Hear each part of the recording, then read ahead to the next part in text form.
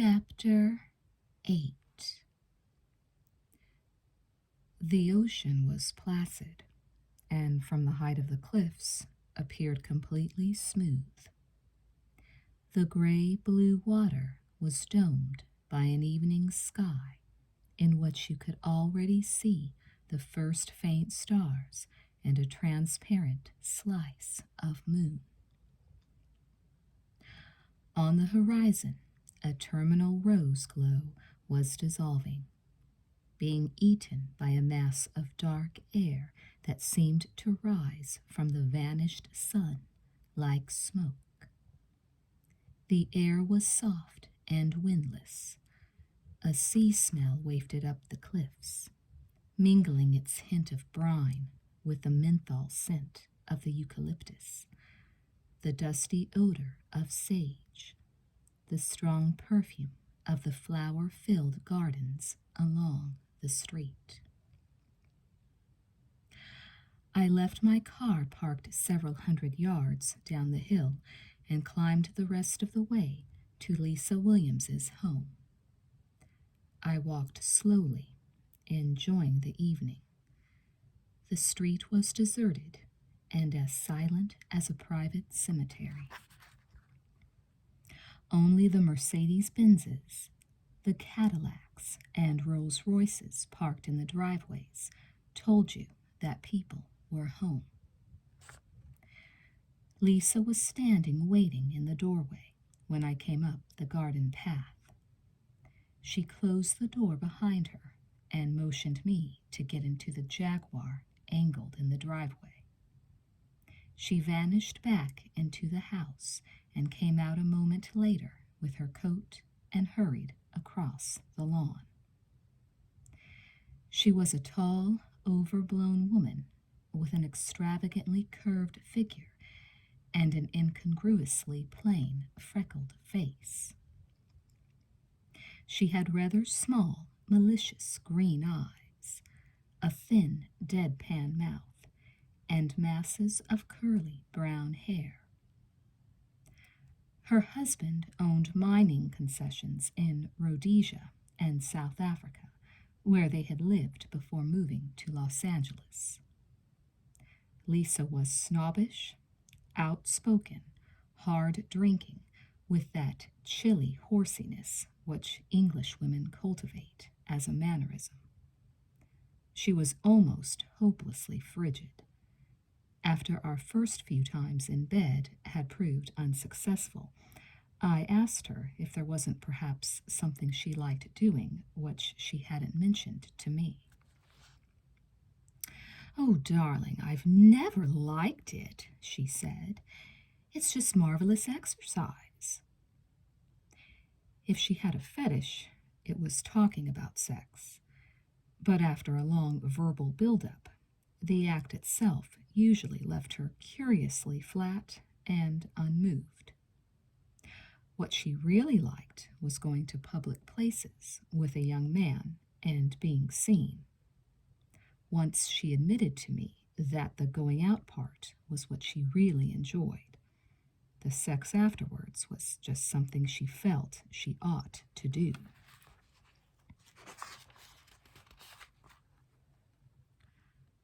"But why?" I'd asked her. "Because it's paid for, and I can't stand to waste my husband's money." That was Lisa all over. Still, I counted her among my friends. She took an interest in me, especially in anything connected with classical music. She had found me my piano and paid for a year's course of study with the music teacher who taught her daughters. I got tickets in the mail to the best concerts and plays in Los Angeles, and she had made me several beautiful gifts of antique music boxes. When I told Leroy that I had a personal relationship with some of my clients, I was thinking of ones like Lisa Williams, who had gone out of their way to further my development. That night, we had an early dinner at a small English restaurant on the Strip, and then attended a viewing and auction at Sotheby Park, Burnett. the auction house. Lisa didn't bid and hardly looked at any of the lots. Her attention centered on the crowd milling through the exhibition rooms, on the lookout for friends. It was understood that she would always introduce me as her interior decorator, but this didn't fool very many people. Lisa knew it, and, I suspect, secretly liked people guessing that I was, in fact, her lover. I was hoping she wouldn't invite me in when we got back from the auction, but she insisted on having a nightcap. Her husband wasn't due back until much later. Her daughters were asleep in a distant wing, and it was the maid's night off. We had a brandy in the living room, and then she led me upstairs to her private study. She drew the curtains and lay down on the green leather sofa and beckoned me over. She had had a great deal to drink, which, as usual, made her rather numb and unresponsive. The liquor made her want me, seemed to heat her fantasies, but her body let her down. There was a failure of connection between her thoughts about sex and what her senses could actually feel. While I made love to her, she talked, whispered, giggled, exhorted in my ear. A stream of four-letter words, childishly smutty phrases, obscene commands. Certain combinations of words would almost bring her to climax. She would repeat them faster and faster, but in the end they would lose their power to excite. She would have to start on something else. No matter how I made love to her, her mind refused to relinquish control of herself. She had to dictate and manage every detail of the act. It was never much fun making love to Lisa. Something tyrannical, nervously spoiled, and eternally dissatisfied came out of her in bed. I was glad when, after a number of slow build-ups and failures, she told me she was too sore to continue. "It always makes me feel better," she said, "that you can't come either." "That's very small-minded of you," I laughed. "I know, but I used to get so annoyed with those boys Anne sent me. They would make such a production of having orgasms and then lie there all sleek and self-satisfied while I was feeling like climbing the wall. I don't think I even like men coming in me." She let out a queer, nervous laugh. "Jealousy, probably. There's that one moment when they come. Suddenly they're not paying attention. They could be animals. They could be fucking anything." I didn't think she was right, but I understood what she meant. In my own way, I was locked into a similar cul-de-sac by similar fears of surrendering myself. It was neurotic for, after all, the body wanted surrender, wanted a spontaneous, involuntary extinguishing of the mind. But I didn't say any of that to Lisa. I knew I gave her pleasure, at least as much as she could derive from being with a man. I made her happy, gave her confidence in her wounded sexuality, which was something her husband didn't do. At the door, she held my hand, her eyes shining, and told me she was very fond of me. "If you're ever in trouble, Julian, come to me. I mean that." I believed her, and walking down the deserted street to my car, I thought to myself how wrong Leroy was. There was a real affection between some of these women and me. There was even something like love, though the world wouldn't see it that way, feeling that the exchange of money in such a relationship wiped out the possibility of any real feeling. But people, I told myself, aren't that simple, and their feelings toward each other don't follow such hard and fast rules. It was a beautiful evening, and I gave myself up a little to this tolerant view of my work. It meant more to me that Lisa had offered to help me than the money I'd earned, or the peacock pride of being well dressed and sexually attractive. I felt respected as an individual for what I was, even cherished. No matter what the newspapers print about me, that was what touched me, drew me on, motivated me. That was what I was after from the world of women.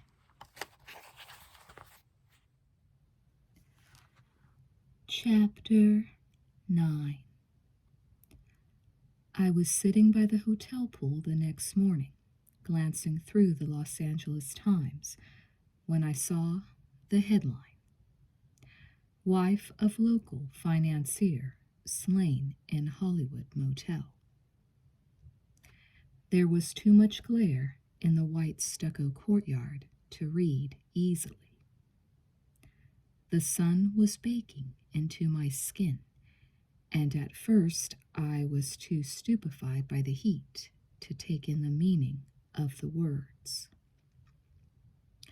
Like a negative in an acid bath, the newsprint seemed to waver vaguely, and then it came suddenly into hard focus. Mrs. Arnold Ryman, aged 23, wife of noted Beverly Hills financier Arnold Ryman, was found dead in a room at the Taj Mahal Motel on Hollywood Boulevard last night. The victim was severely beaten and then sexually assaulted. Mrs. Ryman was wearing valuable jewelry and carrying a large sum of cash when she went out earlier in the evening. The police suspect robbery as the motive of her assailant. No explanation for her presence in the motel has as yet been given. Her husband is helping police with their inquiries. Every muscle in my body stiffened. A cold, nervous flush chilled my arms and the backs of my legs. I could see Julie Ryman with a terrible perfection of detail.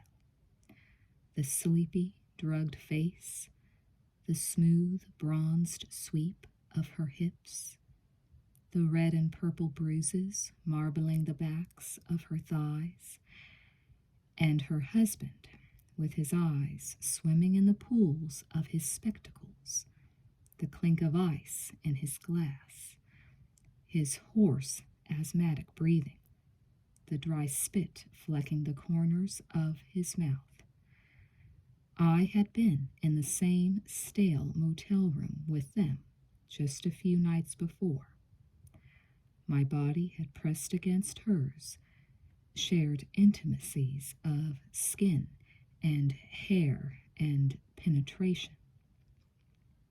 My hands holding the newspaper had slapped her. My rigidly clenched teeth had bitten her breasts. I don't know how long I sat there, feeling my blood cold and thick, and my nerves stretched with apprehension. Eventually I heard footsteps approaching, and when they stopped, a shadow blocked me off from the sun. I turned and looked into the eyes of the Frenchwoman, who at that moment seemed to be the last person in the world I wanted to see. She was dressed casually in a white beach dress, her hair in a green silk turban, sunglasses pushed back on her head. She looked clean and bright-eyed, with a newly minted freshness about her, and something almost coltishly playful in the laughing line of her lips and the tilt of her face as she smiled down at me.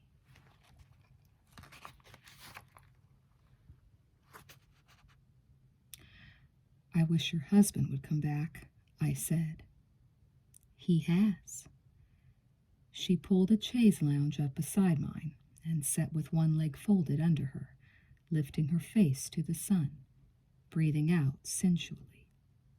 There was a kind of cheerful confidence about her, an air of inner strength that I found very annoying at that moment. "I can't stop thinking about you," she said. "Try harder." "I don't want to stop." "Don't involve me in this," I said heatedly. "I'm not the solution to your problems at all." "I brought money." She paled. "I don't want money." "Hundreds of dollars." "Stop it." "I can't help it," she said. "I'd give you anything. I'd give up anything for you. This is your fantasy. We spend one night together, and you've got to make a whole emotional production out of it. You got all there was of me the other night. Don't try to drag me into your feelings." I was breathing heavily, the blood pounding in my temples, the nerves tensing around my eyes and mouth. "Who do you think you're dealing with?" I hissed. "Find a real person who's got an appetite for all this emotional need. I'm dead, baby. It's all burned out of me." "I don't believe it," she said stubbornly. "I don't believe you're dead at all. That's just something you've been telling yourself all your life. What do you know about my life? You're not as good at hiding as you think, Julian." I was wild, I suppose, made reckless by images of that other young woman lying brutalized in the Taj Mahal. I suddenly grabbed Michelle's hand and pulled her up. "Let's go," I said. "What?" "I don't want your money. Let's go to my room." It was strange, very unusual sex for me that morning with Michelle.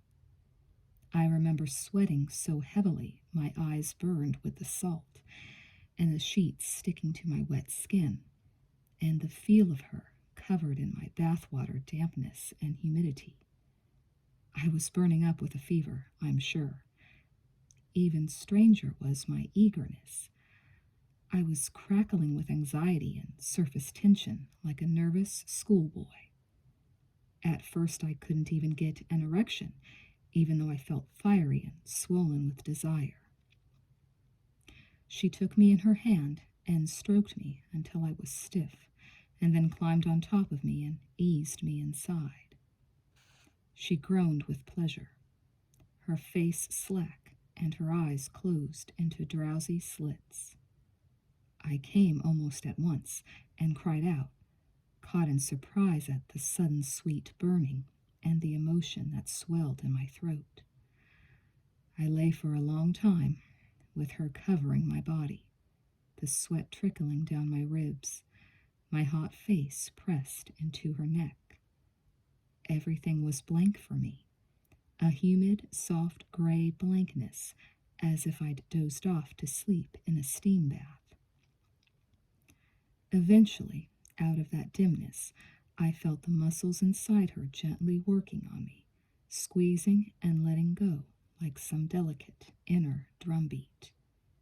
It was as if she were speaking to my sex alone.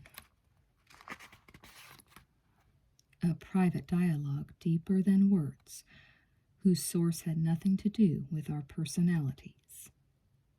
The soothing, milking motion continued, and I responded and felt the rareness of it. It had an involuntary life of its own. We were like two sleepers, creating and sharing the same dream, following it where it led us. Nothing like this had ever happened to me before. She had obviously mastered it.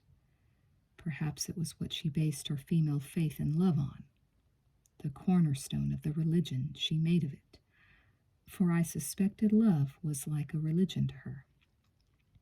If allowed to, she would try to fill every crack in the world with the spirit of what could be done between a man and a woman.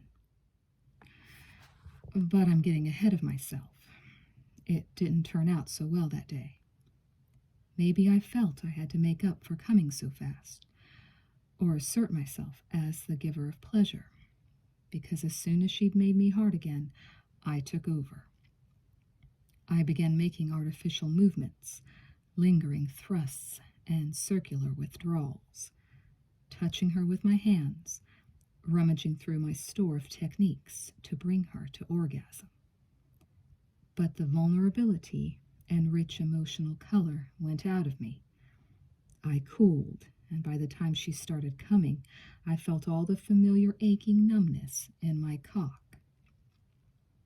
In the end, nothing was shared, and I came out of her still hard, with a tight, constricted feeling in the pit of my stomach. In that mood, I ended up feeling quite distant from her, even suspicious, though perhaps more from disappointment than anything else. You see, it had taken me by surprise, that sudden tide of feeling that had surged through me in our lovemaking. Surprise, because I didn't believe she really liked me, but felt she was spurred on mainly by the challenge of moving someone like me. It's a kind of bravado with some women to see if they can turn on a professional. And she had something of the high priestess in her ways. She was going to demonstrate what it was all about, convert me, rescue me from my coldness. If that were so, my motives in taking her to bed that morning weren't so hot either. I'd half wanted to just humble her, half wanted something to wipe the image of Julie Ryman from my mind. So it surprised me that for these few moments we'd actually broken through into something better, though maybe it shouldn't have. People often begin affairs for the wrong reasons, as if love were such a daunting prospect they have to approach it backwards, or with the appearance of doing something else. At the time, the idea of love wasn't in my thoughts, and it would be false to pretend it was. Being with Michelle hadn't changed the sick dread I felt for Julie Ryman and the doomed conviction that I was somehow at fault for her death. Having mimed the very act of violence which had ended in her being beaten to death was enough to trigger every dread and guilt in my soul. I never regretted anything so much in my life.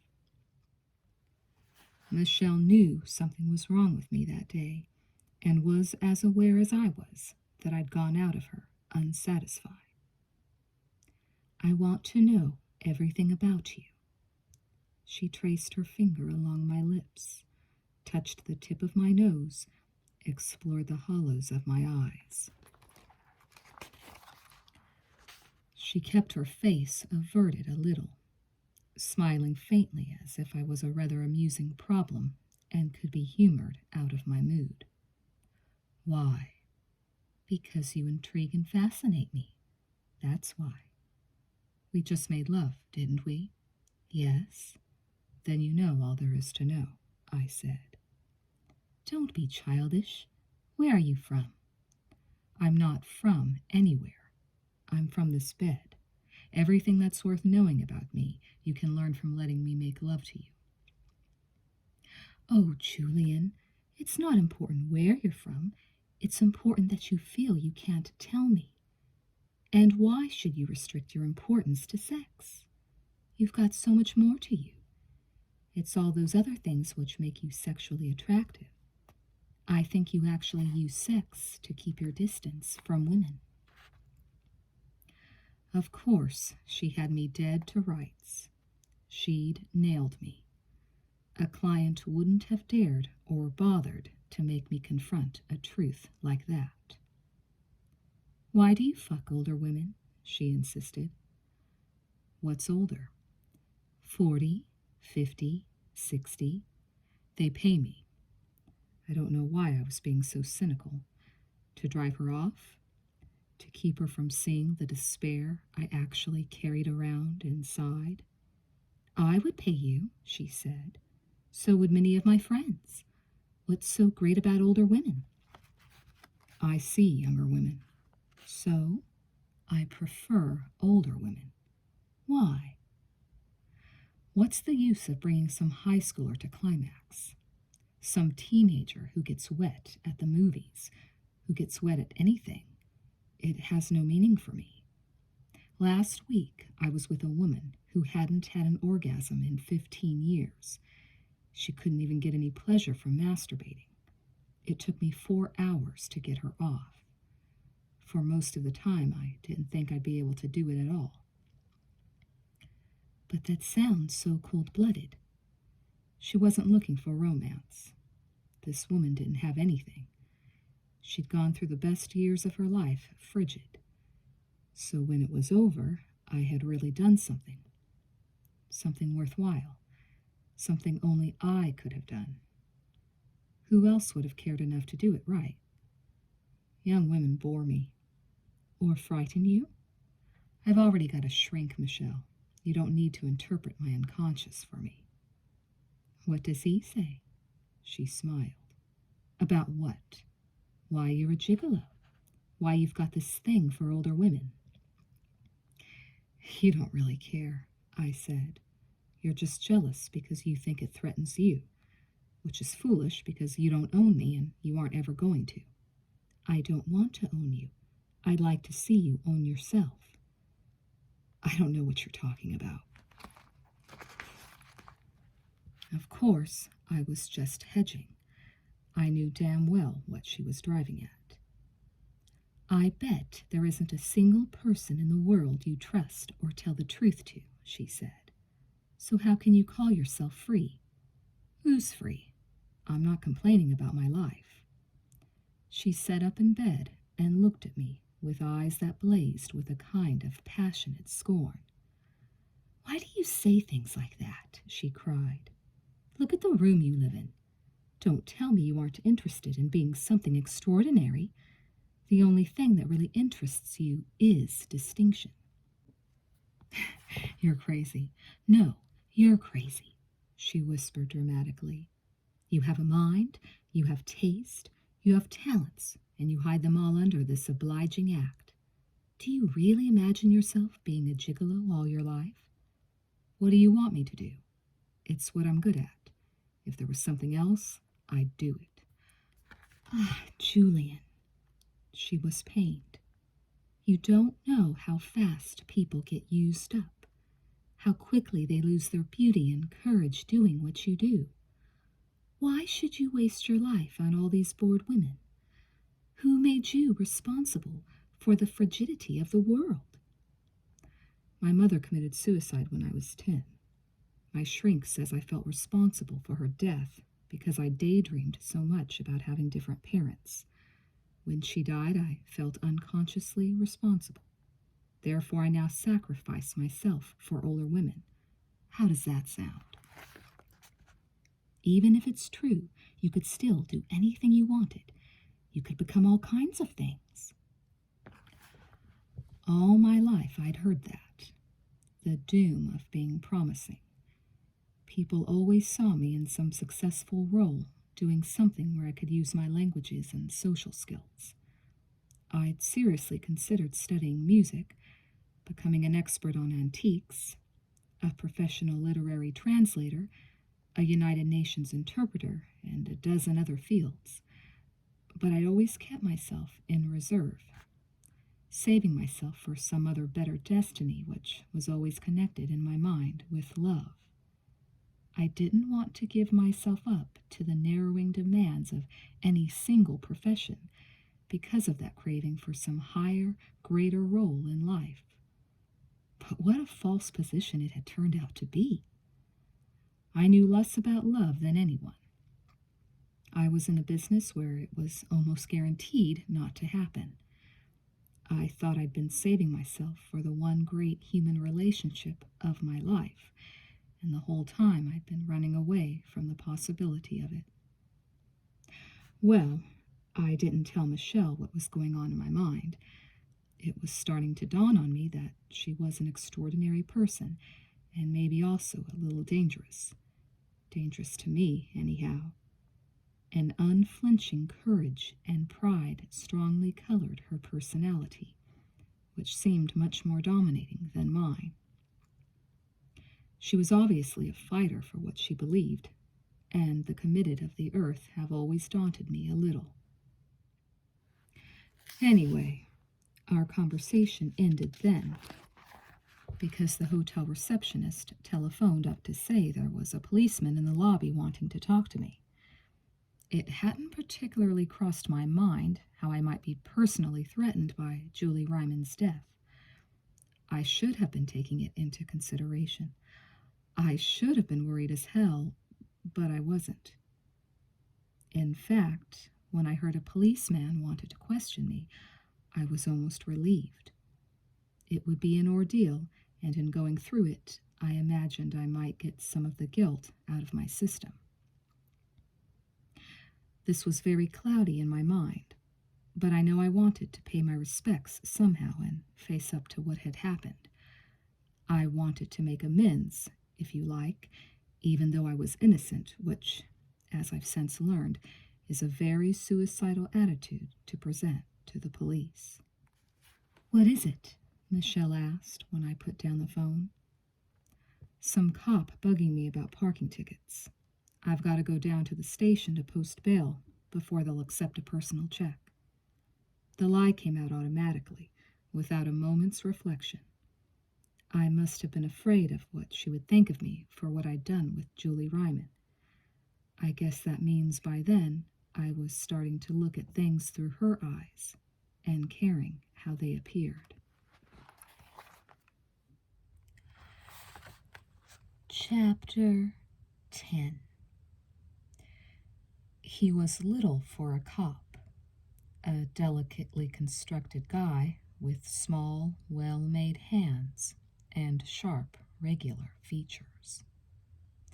He had one of those overly designed faces, the eyes bored too deep, the lips and nose too perfectly straight, that looked machine-tooled.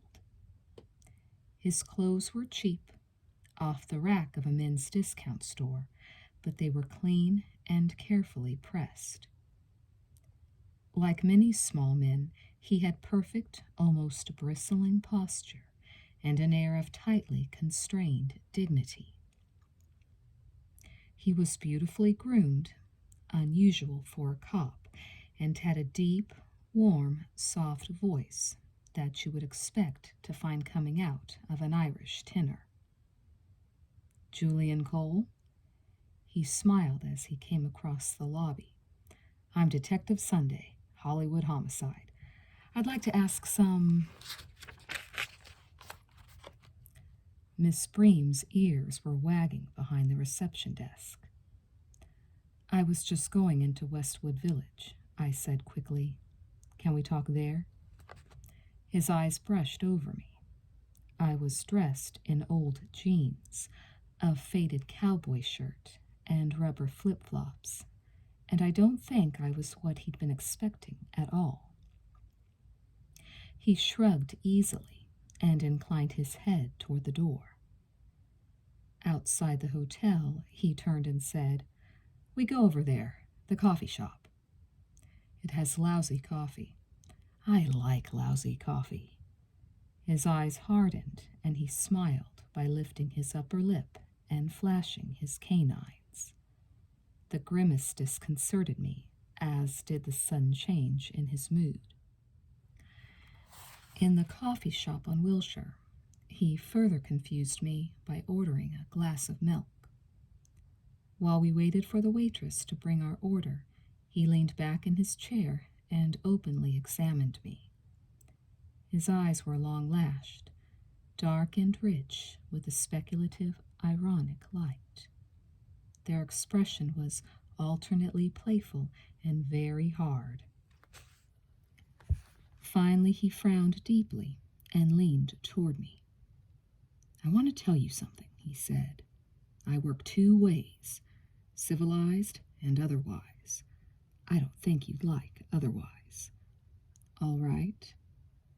The waitress brought me coffee and the milk for Sunday. He tasted it with great relish. "This is very good," he said. "I'm crazy about milk. I don't know if I'm crazy about you yet or not. Tell me what exactly it is you do, Julian, How do you pay the rent? I'm a chauffeur and a translator, and I'm a part-time student at UCLA Extension. Studying what? Art history. That's nice. You got a chauffeur's license? I started to reach for my wallet, but he waved me away from it. What were you doing last night? He said. I went with a friend to dinner and then to an auction, and then we spent the evening together till about 1 in the morning. She'll verify that? Of course, but I think she'd prefer to remain anonymous. He finished his milk and thoughtfully examined the bottom of the glass. Why anonymous? He said. She's married. I gather from all this that I'm a suspect. You gather that, do you? His face wore a stony expression. This work you were doing for the Rymans, was that as a translator or a chauffeur? Neither. That was more of a personal matter. You were friends? Not exactly. Well, what exactly did you do at the Rymans?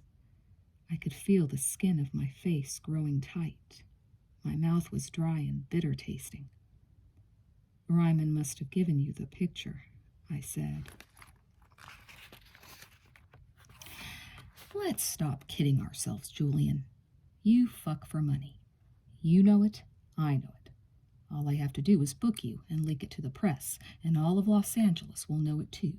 Is that what you want? Of course not. Tell me about the Rymans that night, Julian. What could I do? I had to tell him the truth, at least most of it. It was not a story that improved with the telling. Chapter 11. Michelle had left, and there was no note. She'd made the bed, emptied the ashtrays of her cigarettes, and done the few dishes in the sink, leaving no trace of herself behind. On my way back from talking to Sunday, I'd been rehearsing what I'd say to back up my parking ticket story, so it was a relief that she was gone. But then I found myself faintly disturbed by the emptiness of the room. It wasn't that I missed her or wanted her there, just that I was aware of her, my mind's eye seeing her in various poses, recalling certain things she'd said. And the absence of a note bugged me, although I couldn't say why. What if I had to get in touch with her? I didn't know where she lived or what she did. Did she have children? What was her husband's profession? How old was she? It wasn't important, because I wouldn't have called her if I had her telephone number, but still it bothered me all the same. She had made a pretty systematic effort to find out all kinds of things about me, but I suddenly realized she had kept herself a complete mystery. I made a stab at practicing the piano, tried reading, tried listening to my learned Swedish tapes. For a while I even attempted to interest myself in watching an afternoon soap opera aimed at housewives. The day passed like that very slowly. I couldn't concentrate on anything. My mind kept filling up with shadowy, flickering images of Julie Ryman. Of course, instead of moping around like that, I should have been taking steps to protect myself.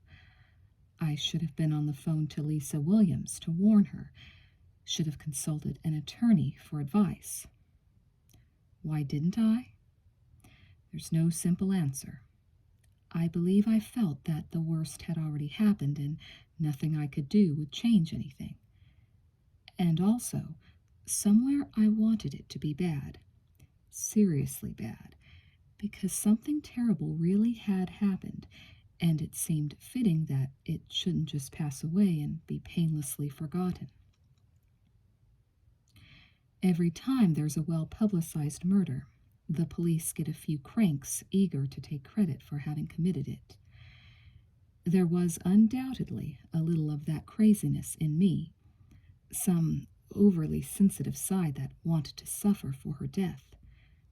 And maybe it's not so crazy after all, for these cranks are testifying to something universal by their confessions, as did the poet John Donne when he wrote, "No man is an island, since the death of one diminishes life in all others." If there was a bell tolling for Julie Ryman, it was certainly tolling hard for me that day. It was only the second time I'd had any personal experience of death, the first being my mother's suicide when I was 10. I felt very low remembering all that. So when Alma Lautner, a client, phoned and asked if I was available that evening, I jumped at the chance of getting out. She wanted me to escort her to a political fundraising banquet at a downtown hotel, and I thought that was just what I needed. Something loud and distracting where you couldn't hear yourself think. Alma Lautner was the widow of John Lewis Lautner, one of the first great California property speculators. Almost every piece of land he ever bought turned out to be either prime real estate or rich in oil. Even his apparently useless holdings turned out to be in the way of a proposed freeway or municipal viaduct, so he had made much of his fortune from selling property to the city. He had left Alma one of the richest women in the western states. Alma had no interest in business, but she wasn't averse to using her wealth to bankroll various political candidates in their election campaigns. She was at least 65, an upright, angular woman with the posture of a West Point cadet and a plain, severe way of dressing. She was somewhat lantern-jawed, with florid cheeks and a powerfully hooked bourbon nose. Her eyes were a pale, scalding blue, her mouth rather misanthropically twisted down at the corners. With that kind of money and those imposing dowager looks, she scared the hell out of people. However, I'd always admired her for her outspokenness. She said just what she thought on every occasion. "I'm no better than anyone else," she used to tell me. "I'm just so old and so rich I can afford to tell the truth. It's the only benefit wealth gives you. You don't have to scrape around flattering people.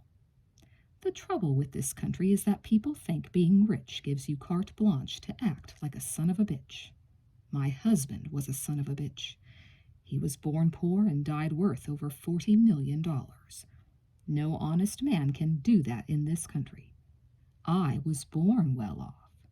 I was told that obliged me to be generous to people less fortunate than I."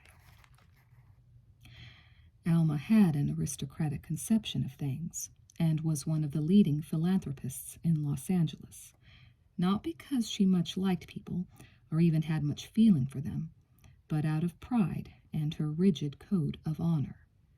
She was practically the only person I knew whose life wasn't dominated by a desire to make more money or become more successful. There had never been anything physical between us. She'd made that clear from the very start. However, once, out of the blue, in the middle of a restaurant, she'd seized my face between her hands and kissed me very hard on the lips. It was done with a kind of abrupt violence, in a swooping motion, like a bird fastening on its prey, and it left me startled. "There," she said, "it's been bothering me, and now I've done it, and I don't have to think about it any more. Don't look so shocked, Julian. God made you beautiful and gave you a charming mouth. I was just paying my respects to it." It was an eccentric thing to do, but in keeping with her character, and I truly believe she kissed me in the spirit she claimed, impersonally, as she might sniff a flower or admire loveliness in a marble statue. She never afterwards tried to repeat the intimacy. The advantage I gained over a client by making love to her was absent with Alma. There was really nothing she wanted from me, and if the mood took her, she was perfectly prepared to turn that critical, independent mind of hers on me.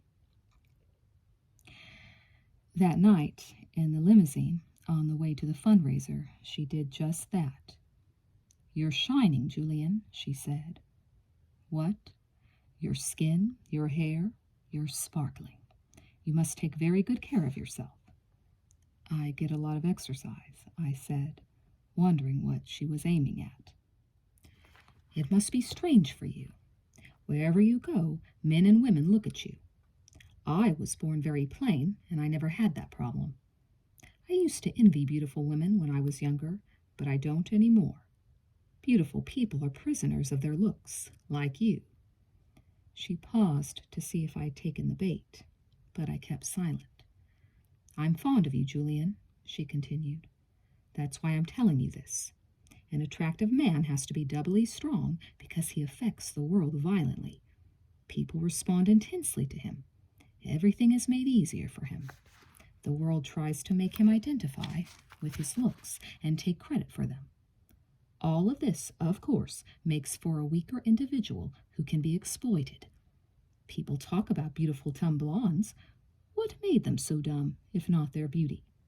I'm fond of you, dear boy, but I think sometimes I'd be almost happier if you didn't have time for me. If you were my grandson, I'd say you were someone who should be doing something else with his life." Well, that put a damper on the evening from the start, and I guess I was indignant at being criticized like that. All kinds of angry answers were boiling in me, and I had half a mind to let them out. Was it fair to turn around and poke holes in me for doing what, in fact, she paid me to do? She knew what I did for a living, what I was. I'd never claimed to be anything more. But of course, in my heart, I was constantly stung by ambitions to make something more of myself. And of course, she'd figured that out about me long ago, and so knew where to give me the needle where it would cause maximum discomfort. I should have been grateful for her concern. It was genuine and disinterested, but it so perfectly echoed my own anxieties about my future, I found it very unpleasant to hear. I was gloomy, and my tolerance was very low for that kind of thing. The food at the banquet turned out to be the standard fare of lukewarm chicken, peas, and stale-looking mashed potatoes, with some pretty vile California rosé to go with it. There were about 100 guests digging into these TV dinners, mainly couples in formal evening clothes. They were not the chic people, the show business elite, but they represented a greater, more durable power in the state. These were the true heavyweights of California society. The city councilors, land developers, farming barons, oil company presidents, and aerospace industry executives. Here and there I spotted society women I knew, heiresses, widows, wives of princes of industry, the class that politicians soak for campaign contributions. It was the ultimate form of gambling for the highest stakes going in the country. You put your money on a candidate like a number on roulette, and if he came up, you collected your winnings after the election in the form of patronage and contracts. A banner above the platform proclaimed, "The Democratic Party of California and the 22nd District welcome State Senator Richard Staples." The name was, of course, familiar. Staples was one of the new breed of Western politicians, with film star looks and a charismatic liberal image. He was packaged and sold as a moderate, acceptable to the left and conservative wings of the party alike. A lot of his liberalness was little more than a calculated use of cosmetics in the creation of his image. He was about 45, bronzed, with golden hair that had a permanent wind-swept look and a jaunty grin of capped, photogenic teeth.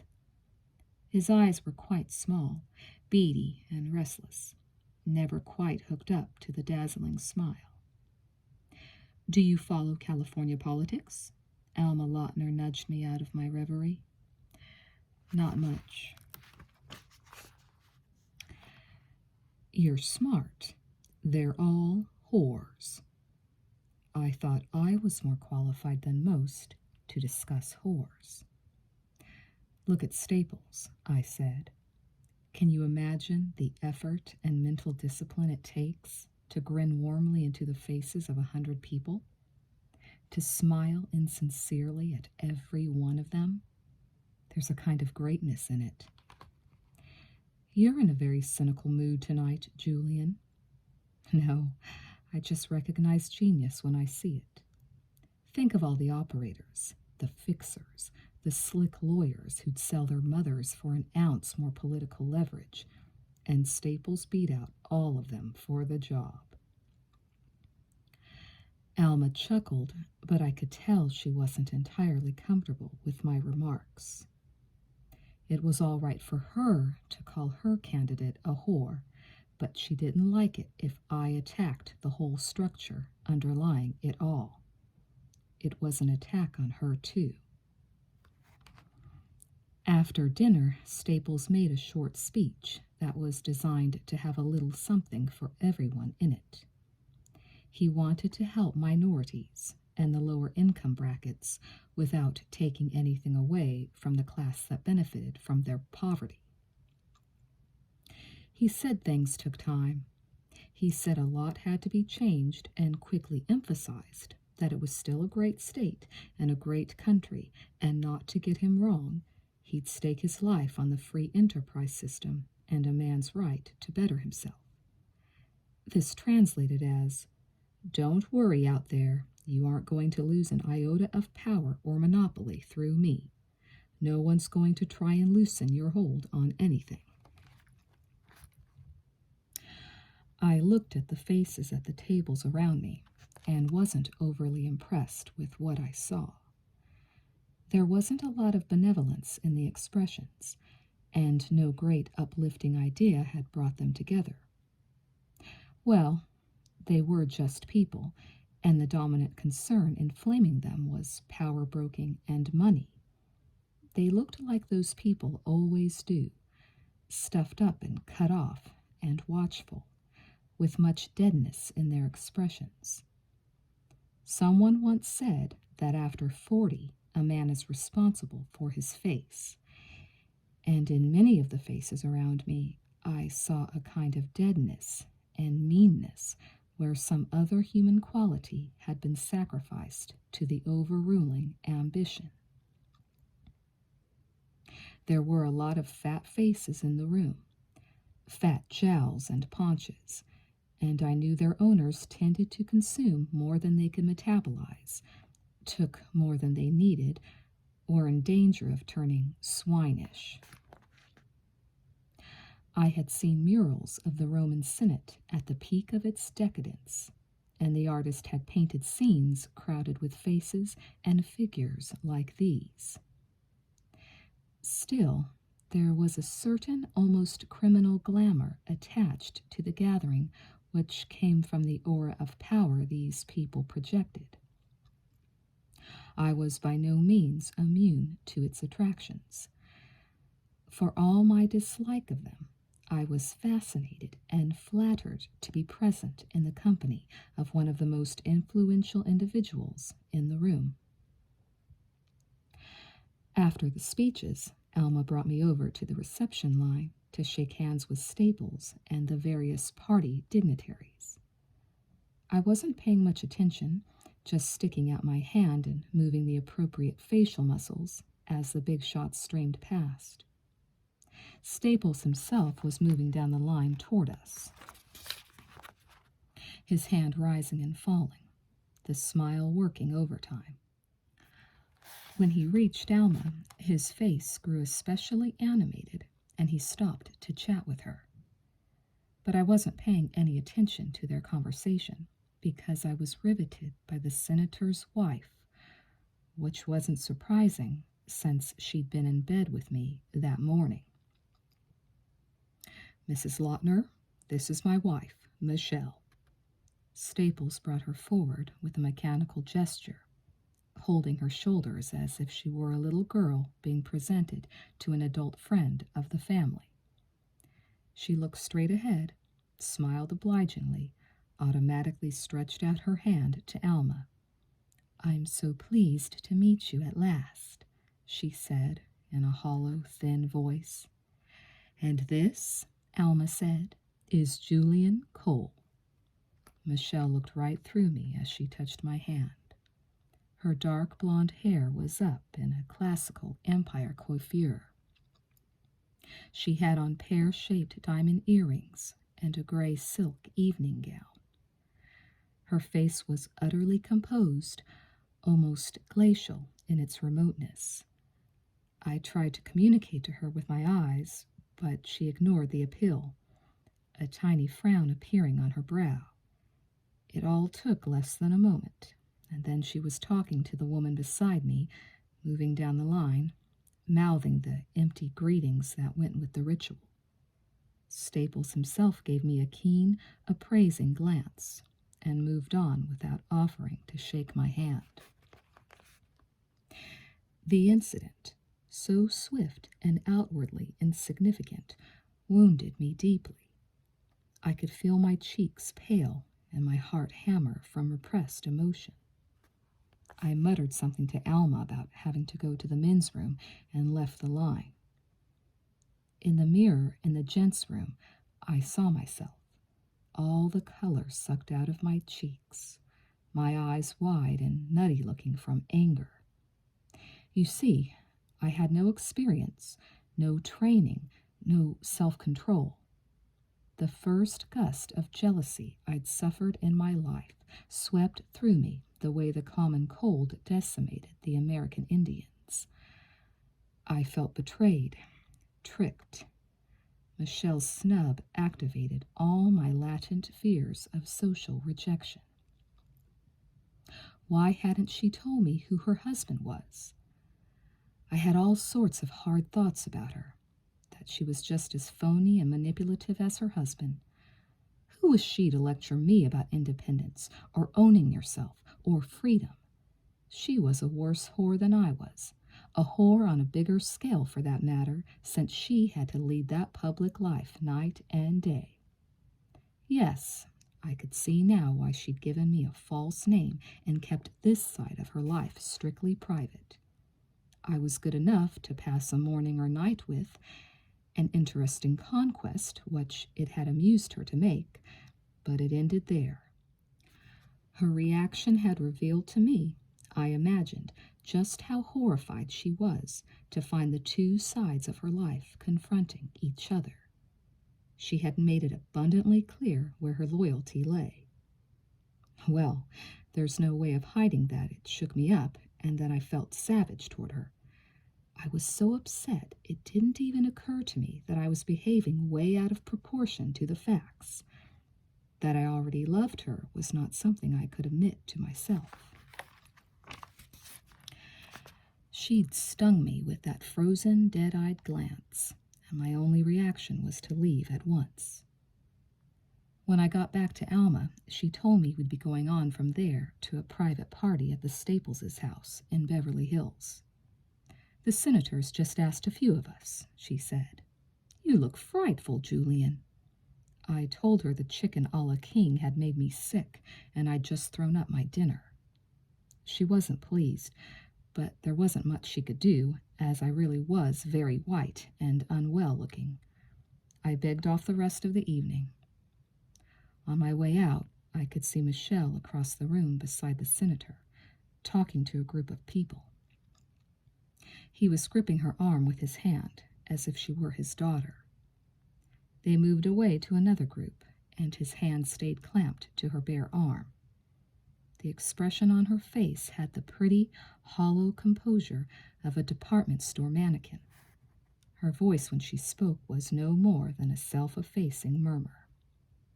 And this was the woman who I'd convinced myself was extraordinary, a creature of passionate independence. This was the woman whose strength of character I'd silently admired. Colored by wounded pride, my feelings toward her had a savage sadness, for she was almost the first woman I'd ever had any illusions about. As I moved through the guests toward the exit, a tall man with a blond mustache and a pug nose detached himself from the crowd and followed me out. I'd noticed him before, because he was one of the few people not dressed in evening clothes. I'd taken him possibly for one of the senator's Secret Service guards. He went down in the elevator with me. I stopped in the lobby to pick up a newspaper and buy cigarettes, and he hung around doing nothing. I went into the hotel bar, ordered a drink, and he did the same. He had a long, morose face with expressionless gray eyes. His pug nose and drooping mustache gave him the mournful look of a bloodhound. When I grabbed a cab outside the hotel, he got into a Plymouth sedan stationed right near the front door, where the doorman never lets anyone park. If you were a cop, you could park anywhere you wanted. This man followed me home to my hotel, drew up across the street, turned off his engine and lights, and sat there. I paid off the cabbie. I was going to walk over and demand what he meant by following me, but I didn't bother. It was to do with Julie Ryman's death. The police were watching me. Chapter 12. The next morning, I looked for the man who'd followed me home, but I couldn't see him in front of the hotel. Perhaps he'd been relieved by someone a little more subtle at the job. Never having been tailed before, I found myself suddenly observing strangers in a completely new light. I took a walk through Westwood Village, window shopping, browsing, scanning my fellow pedestrians. It was just because I was paying so much attention that I caught sight of Michelle. She was keeping behind me on the opposite side of the street, moving at my pace, stopping when I stopped. She was wearing a floppy, finely woven straw hat and dark glasses, but I knew it was her. What did she want? I pretended not to have seen her, continuing to browse, but I was no longer on the lookout for policemen. All I could think about was her. I went into Tower Records and shuffled through the LP racks, keeping an eye on the door. When she didn't come in after me, I suddenly thought I might have been mistaken. Maybe it was just coincidence that she was shopping in Westwood that morning. I'd imagined she was following me only because that was what I would have liked. From feeling elated and excited, my spirits took a nosedive. What was the matter with me anyway? Why should I let this woman obsess me and make me miserable? Hadn't I decided last night that I never wanted to see her again? I studied the album covers, flipping through them, but I wasn't even registering what I was looking at. I just felt worse and worse. I couldn't bring myself to think of anything but her, and she filled me with this splitting sadness. "Why, hello, Julian." Michelle gazed at me across the record racks. Her face lit up with a not very good imitation of surprise. "I didn't expect to. Purest coincidence, Mrs. Staples." I made my voice light and casual. "How are you?" "How are you?" She looked at me carefully, trying to read me. "Mrs. Lautner said you were ill." Something disagreed with me. I waved it off. "Well, I've got to go. Nice to talk to you." I got almost to the door before she caught up with me. She took my arm and swiveled me around, reminding me how she'd held on to my wrist in the polo lounge the first time we'd met. Her eyes were blazing. "What's the matter with you?" "Me, Mrs. Staples? Oh, stop calling me that.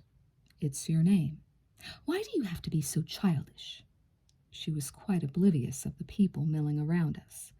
I was going to tell you who I was. I'd have given anything for you not to find out like that. I was still too inwardly angry to unbend, but I agreed to talk with her over a drink. We went to a kind of pseudo-German beer cellar, a student hangout with bare brick walls and pewter mugs and long-stemmed clay pipes mounted on the walls. It was fairly dark inside and almost deserted at that hour. Being with her was very painful, and the idea of not being with her was just as bad. I wanted her terribly, and at the same time I was so pissed off I could barely bring myself to speak to her. If this was love, I thought, they could keep it. Right away she confessed that she'd been following me from the moment I came out of my hotel, trying to work up the nerve to approach me. Oh, Julian, I'm sorry I was so awful. When I saw you last night, I just froze. The whole thing just paralyzed me. When I saw you leaving the reception, I wanted to scream. I wanted to leave with you. Why did you lie to me about your name? You must have a pretty crummy idea of who I am if you think I'd make trouble for you. Hassard is my maiden name. Her cheeks flared with color.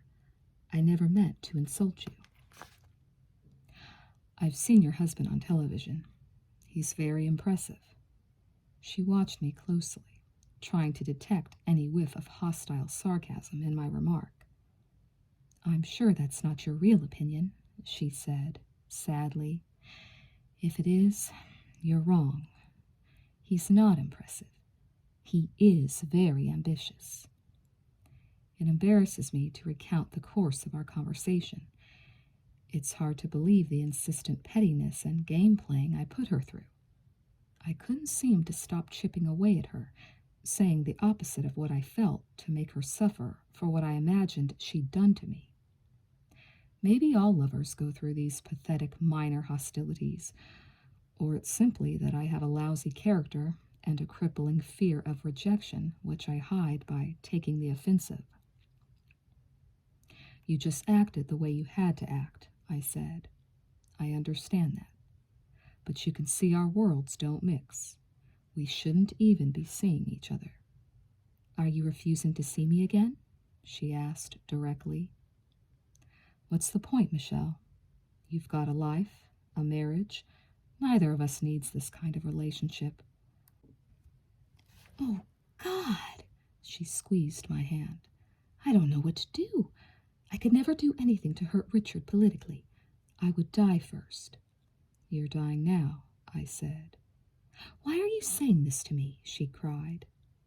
Because I know you. I know women like you. Maybe I don't want to see you throw your life away. I thought I loved him when we were married. I was only 19. I was straight out of a convent school in France. Now he wants me to have a child. Politically it looks better, I suppose. She was waiting for me to say something, pleading with her eyes. Is it fair for me to leave him? She asked. To destroy his career because I made a mistake? I'm a man, I said. That is just a guilt trip men will always try and lay on their wives. He's getting what he wants. You have to do the same. Take the pleasure when you can. She looked at me oddly, a little rebuffed, rather hopeless for a moment. Did she want me to tell her to leave her husband because I would take her? And you, Julian? Where do you come in? Where do you get pleasure? What are we sitting in this place talking for when we can be in bed? I touched her face across the table. Come home with me. I can't, darling. I have a lunch engagement. Break it. It's the mayor. Richard wants me to be there. She sighed heavily and pressed my hands. Please, tomorrow when I've had time to think. I can't just... Okay, think. I shrugged. I don't know what I want from you anymore either. Last night I was so mad at you I was sick. One minute I want to hurt you, and the next minute I think I'm going to die if I can't have you. Over Michelle's shoulder, I saw the door open and a man enter, descending the steps into the cellar, straining his eyes to see through the gloom and cigarette smoke. It was the man who'd followed me home from the hotel. There was no pressing reason to try and elude him. As a murder suspect, it made sense for the police to keep me under surveillance. But it still alarmed me that I was being treated like a criminal and having my activities reported on.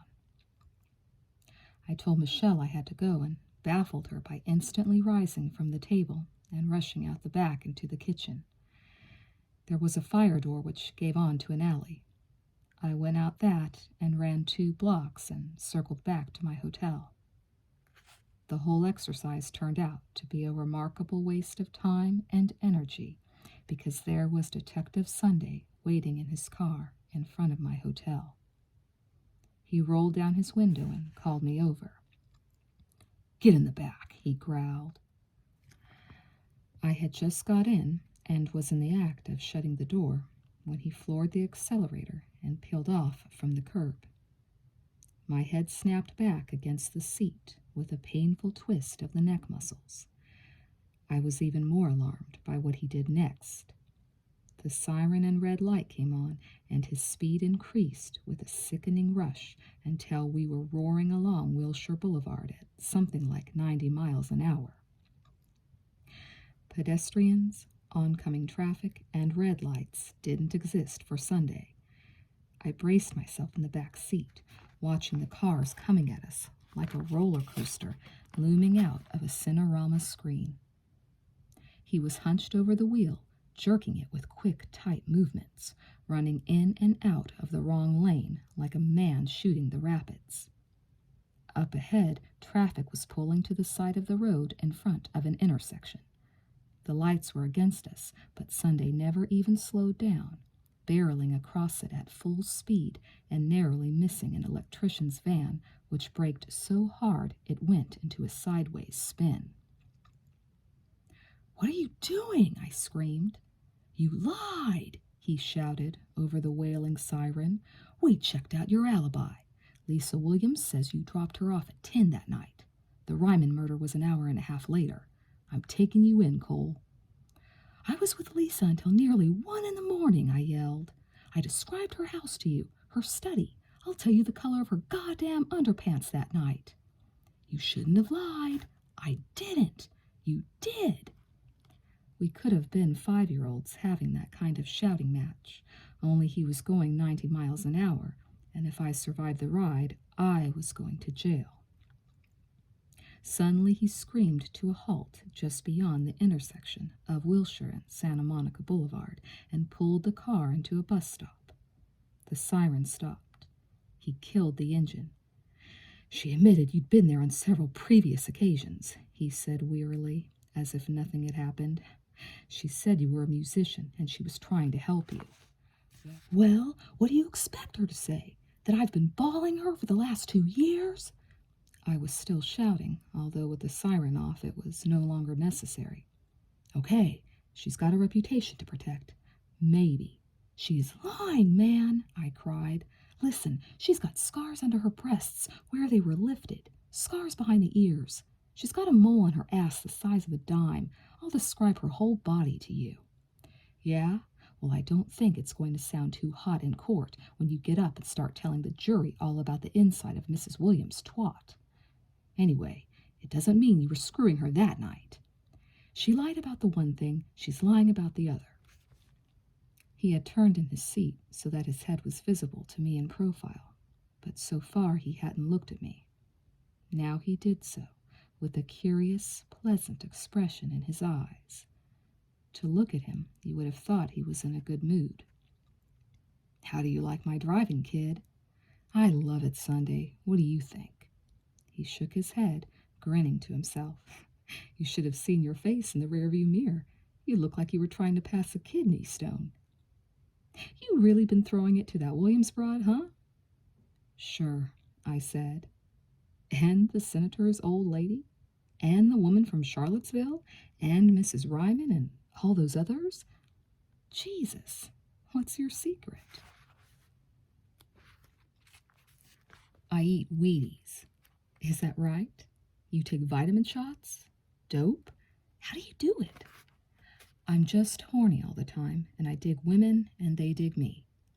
I'll tell you, though, you keep spying on me and messing with my clients. I'm out of business. You don't want to fuck these old broads, so what's it to you? I'd fuck the senator's wife, he said. I'd lay that any day, anywhere. That is what I call just keep her out of it Sunday. Now, isn't that touching? He sneered.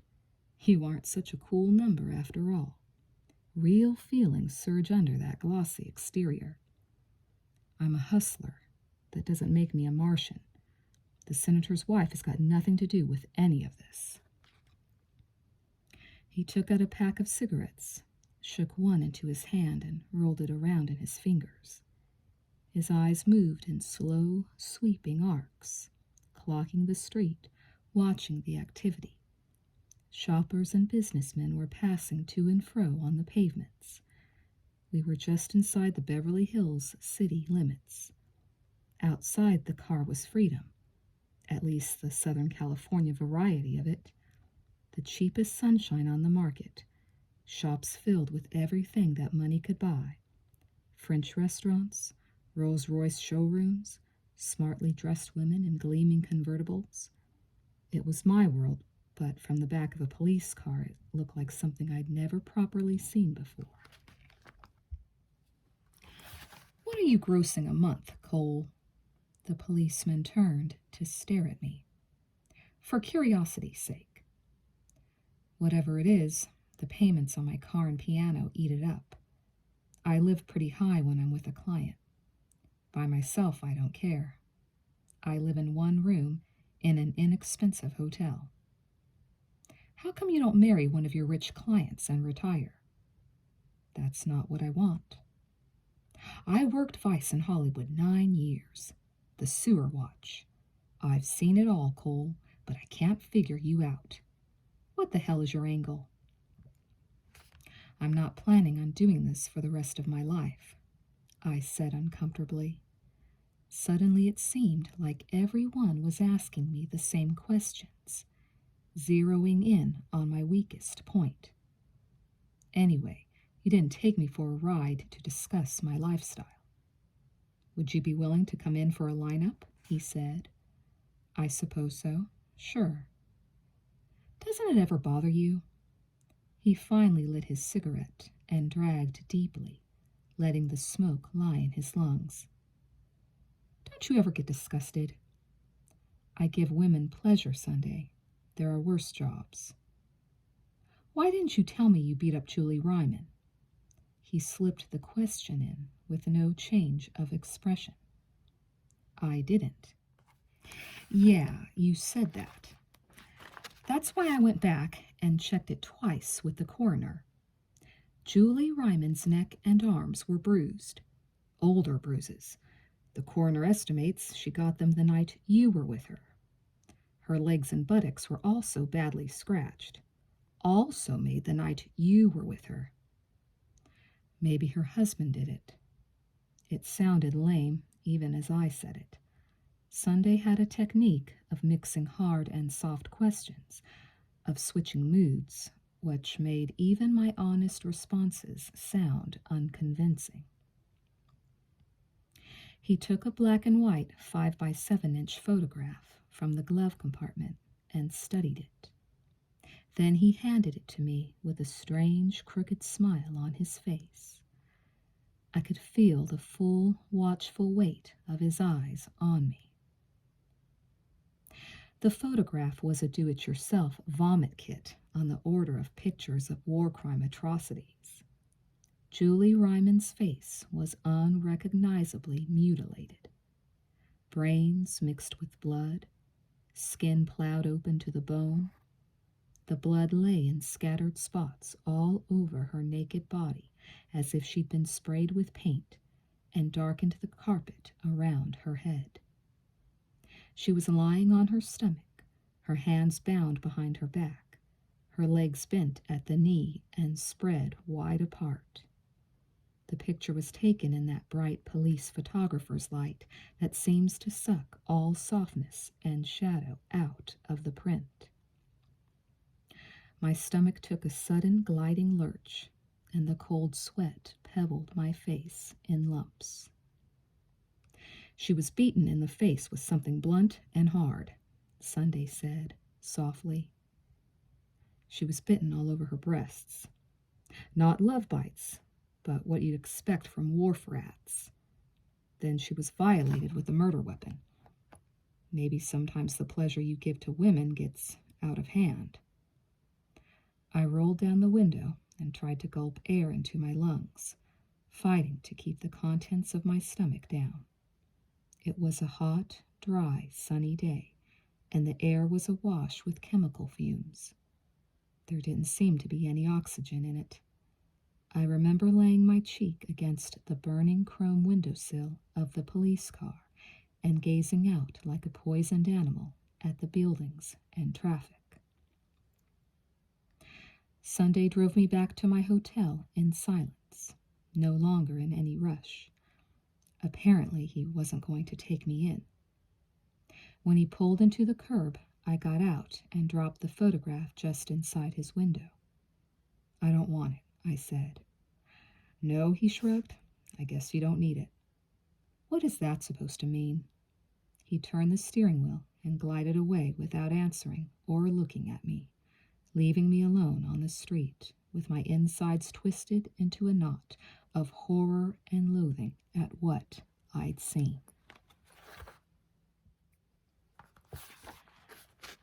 Chapter 13. I'm sorry, Mr. Cole. Miss Bream, the receptionist, looked at me with frightened, strangely bulging eyes. I couldn't stop them. They had a search warrant for your room. What are you talking about? The police. They came while you were out. So that was it. The outing in Sunday's car had been a ruse to get me away from the hotel so they could go through my room. It's a misunderstanding, Miss Bream, which is going to get cleared up today. Don't you worry about it. I'm sure I don't worry. She shook her shoulders and head imperceptibly, as if she'd felt an icy draft. Mr. Weeback is the manager. It's for him to worry. Miss Bream had never liked me, but up to now her dislike had always taken the form of a rather frigid, pompous disapproval. The way she looked at me now, you would have thought my hands were dripping with the blood of my latest victim. There was also a young man looking for you before the police came. She blinked. What did he want? He wouldn't say. He seemed to know where your room was. I told him he couldn't go up, and he went away. What kind of young man? I'm sure I don't know, she snapped. He was blonde and quite short, and he didn't want to leave a message. I thanked her for the information and took the stairs 2 at a time up to my room. I'd lived in the hotel for nearly 2 years, but if the police kept up their harassment, the management was bound to insist I leave. They were not too hot on me anyway, because of my piano and the odd hours I kept. My room reeked of cigar smoke and looked like the scene of a burglary. The bed had been disassembled, the carpet rolled back, the shelves cleared of records and books, the dresser drawers emptied on the floor, the lining paper ripped out. The ventilating ducts had been removed, the fridge emptied out, the toilet cistern drained. My curtains were down, the back of the TV screwed off. There were dirty finger marks around the skirting board and molding where they'd felt for loose sections. Inside the open piano, there was a feathery whorl of cigar ash lying on the cables, and a burn mark on the lacquered top where one of them had laid a lit cigar. But the thing that crushed me most was that they'd taken my diaries. The idea of Sunday reading descriptions of my most private thoughts and fears, my sexual problems, my painstaking efforts to overcome my obscure background, filled me with a kind of shameful panic. In retrospect, the confiscation of my private diaries was a turning point in my relations with the police. From that moment on, I considered them as being maliciously and actively against me. It was a waste of time to expect either help or fair treatment from them. Someone was trying to frame me, and it looked like the police were going along with it. How could Lisa Williams have lied, knowing what it meant to me? From the moment I lost my alibi, events speeded up and ominously darkened. Everything I did became tinged with desperation. Chapter 14. I didn't bother to phone Ann Lawton to warn her I was coming. I didn't even make any attempts to shake the police tail that followed me to her office. Her receptionist was out to lunch. I pressed the bell on her desk in the anteroom, which opened the connecting door to Ann's office, and walked in unannounced. She was seated at her desk in the act of pouring a shot glass of brandy from the silver flask she kept in her drawer. "What do you want?" she said with her customary charm. I sank down into the steel and leather armchair in front of her desk. It was a mistake. It was one of those chairs that tilts you back, keeps your feet almost off the ground, renders you at a disadvantage. Either you recline all the way back and feel like a patient on a psychiatrist's couch, or you sit on the very edge and look correspondingly anxious and ill at ease. Anne peered down at me, her chin cupped in her hands, smiling with an arch, poisonous sweetness. She was dressed in a frilly white lace smock, drawn tight around the neck, with yards of tent-like folds concealing the contours of her body. It looked like a Victorian nightie for a giant baby. There were white silk ribbons in her hair, several to each of her thick, blonde pigtails. Her cheeks were loaded with flaming rouge, and she'd painted an absurdly sinister beauty spot over her upper lip. "Something's happened, Anne. I have only 2 words to say about that. So what?" She opened the inlaid Moroccan box on her desk, took out a Kool, and rolled it around in her fat fingers. She was always caustic, defensive, hostile, but that was her act. Underneath, I'd always assumed she had a sneaking affection for me. It occurred to me suddenly how wrong I might be. "Don't waste my time, Julian.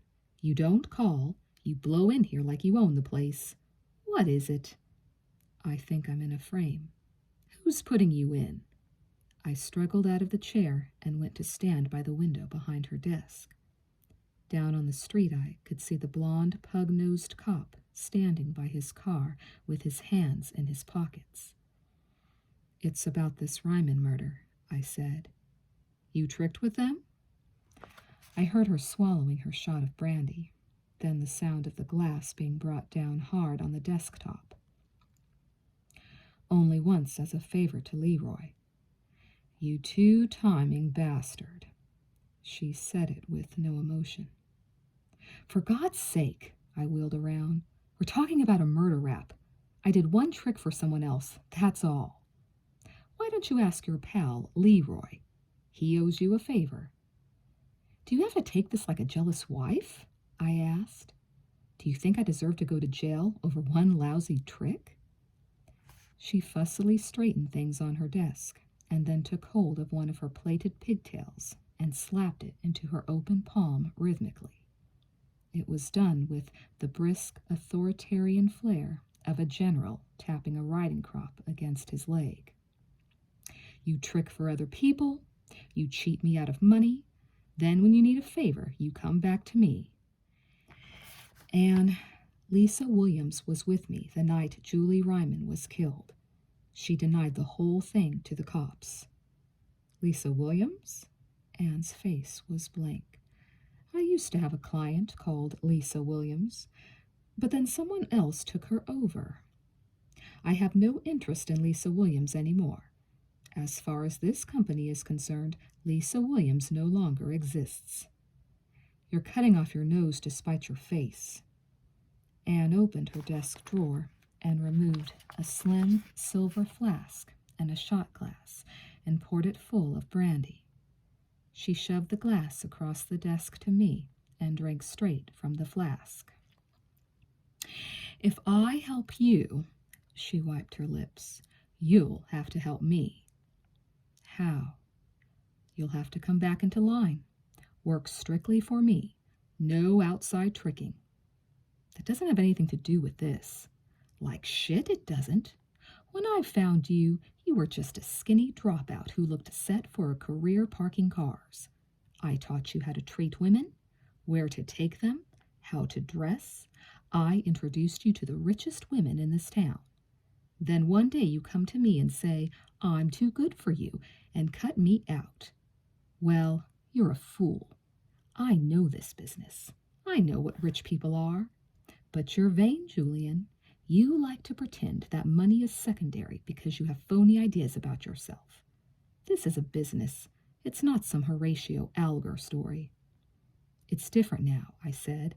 Don't you think people change? When I'm good now, I don't even have to make love to a woman. I'm her confidant, her equal. I'm getting older. I've got to move forward. Where does your moving forward leave me? She poured out another measure of brandy, capped the flask, and returned it to the drawer. What about this Swedish woman coming in the day after tomorrow? She's wired to a lot of auto money. Saab, Volvo. I can't have you screwing up with that kind of client. Who's screwing up? I protested. I've been practicing my Swedish for weeks. If you let me down on this one, you're finished. When did I ever let you down? I said angrily. You've made a fortune out of me. I've brought you nothing but business from the day I arrived. I wouldn't go on about it. She tossed off her drink and blinked her eyes. But I will try and do something about Lisa Williams for you. I've actually got more dirt on her husband than her. I'll ask around who else the Rymans tricked with. Thank you. At the door, as I was about to go out, she smiled speculatively at me, with contempt in her eyes. You did it, didn't you? She said. What? The Ryman killing. I couldn't believe her. She'd known me for 2 years and could say that to me as coolly as if she were discussing the weather. Is that what you think, Anne? Don't worry, Julie. Nothing anyone does ever surprises me, especially in this business. I didn't kill Julie Ryman. Sure. She shrugged her huge rounded shoulders, already returning to the work on her desk. I'll take your word for it. Maybe it was dishonest of me to have always tried to look on being a gigolo in a positive light, ignoring the unlovely, callous aspects and making a lot of the good I sometimes did for women. There were sides to the business and people like Anne and Leroy I'd chosen not to examine too closely. Still, that interview with Anne shook me in my foundations. It wasn't that she believed I'd done it what shocked me. It was that it didn't matter to her particularly one way or the other. In her eyes, it was a question of indifference whether I was guilty or innocent. And that was my world, the kind of moral wasteland I lived in, which I hadn't seen until then, or wanted to see. It's no good pretending I was some innocent young guy who suddenly woke up one day and realized he was dealing with a lot of vicious criminal types. But on the other hand, it was a revelation to learn that the people around me didn't care if I was a homicidal psychopath or not. I lost my police tail by driving into the underground garage of an office building on Hollywood and taking the exit ramp onto a side street before he had time to see which way I'd gone. From there I drove directly to Pacific Palisades. A fire engine red Facel Vega was parked in the driveway next to Lisa Williams's Jaguar. It was a weekday, and I'd expected Lisa's husband to be at work, but I decided to go through with it just the same. As I stood on the front porch and rang the bell, I thought of what Lisa had said to me the last time I'd stood there. Hadn't she been sincere? Surely, once she realized how important it was to me, she'd reverse her testimony to the police. The plump young Mexican maid answered the door and looked at me with round, liquid eyes that seemed to widen with surprise and then go subtly flat. I'd always been on good terms with her. Her coolness now seemed like a tiny harbinger of disaster. "¿Cómo está Carlotta?" I smiled at her. "Señor Cole?" Her attitude stiffened as she blocked the entrance.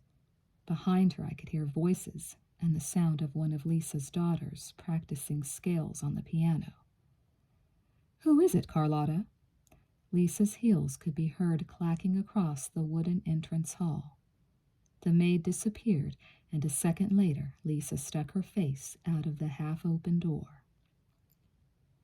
Without makeup, she looked washed out, older, rather grimly strained around the eyes and mouth.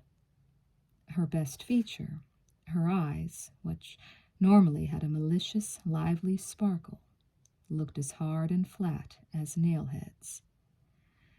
"Hello, Julian," she said defensively. "Why are you here?" "I have to talk to you, Lisa." "What do you want?" "I'd just like to clear up." I took a step forward, but she instantly brought the door closer to its frame. "Lisa, why did you tell the police that?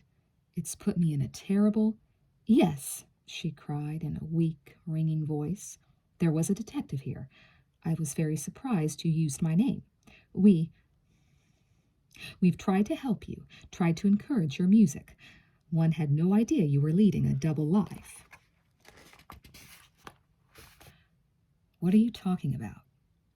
"I told the detective the truth. I cannot and will not lie to protect you. I was here with you until nearly 1 o'clock. I have no intention of getting involved in your sordid little affairs." The door swung open, and a middle-aged man with pale, thinning hair and a round, florid, pugnacious face stood next to Lisa. He was dressed in tennis clothes.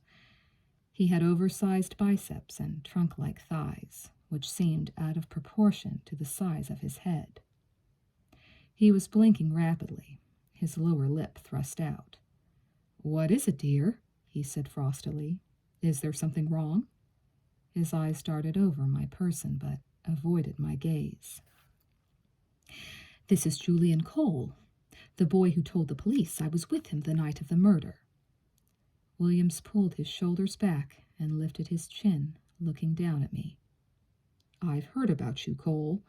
It's bad enough my wife gets taken in by opportunists like you, but when they go spreading dirty stories about her to the police, I put my foot down.